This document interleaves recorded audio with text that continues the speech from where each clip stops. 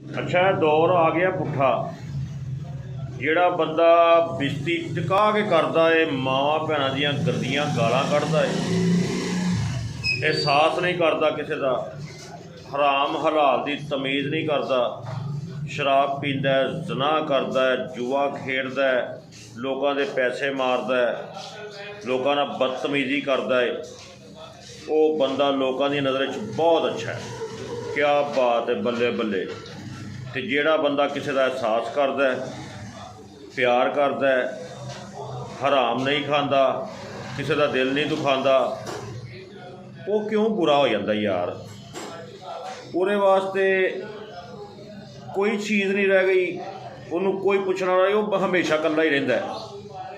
ਔਰ ਤੁਸੀਂ ਅਜ਼ਮਾ ਕੇ ਦੇਖ ਲਵੋ ਕਿ ਜਿਹੜਾ ਬੰਦਾ ਅਹਿਸਾਸ ਕਰਦਾ ਕਿਸੇ ਦਾ, ਉਹ ਇਕੱਲਾ ਹੀ ਰਹਿੰਦਾ, ਉਹਦਾ ਕੋਈ ਅਹਿਸਾਸ ਕਰਨ ਵਾਲਾ ਕੋਈ ਨਹੀਂ ਹੁੰਦਾ।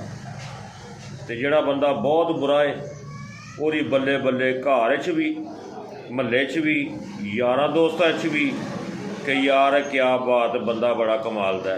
ਮੈਨੂੰ ਤਾਂ ਕੋਈ ਸਮਝ ਨਹੀਂ ਆਉਂਦੀ। ਮੈਂ ਤਾਂ ਇਹੀ ਸੋਚ ਕੇ ਪਾਗਲ ਹੋ ਗਿਆ ਕਿ ਅਹਿਸਾਸ ਕਰਨ ਵਾਲਾ ਬੰਦਾ ਇਕੱਲਾ ਕਿਉਂ ਰਹਿ ਜਾਂਦਾ।